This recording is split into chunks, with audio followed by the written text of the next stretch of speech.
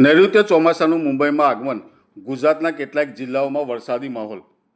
હવામાન વિભાગ દ્વારા ગુજરાતમાં કેટલાક જિલ્લાઓમાં યલો એલર્ટ જાહેર કરવામાં આવ્યું છે. ત્યારે મુંબઈમાં નૈઋત્ય ચોમાસાનું આગમન 15 દિવસ પહેલાં થવા પામ્યું છે. ગુજરાતમાં પણ અનેક જિલ્લામાં વરસાદી માહોલ જોવા મળી રહ્યો છે.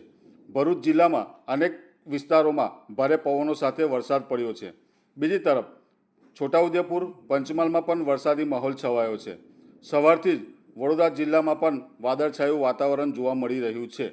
અસહ્ય ઉકળાટનો સામનો કરી રહેલા નાગરિકોને વાતાવરણમાં ઠંડક થતાં કાંઈક અંશે બફારામાંથી રાહત થતી જોવા મળી રહી છે.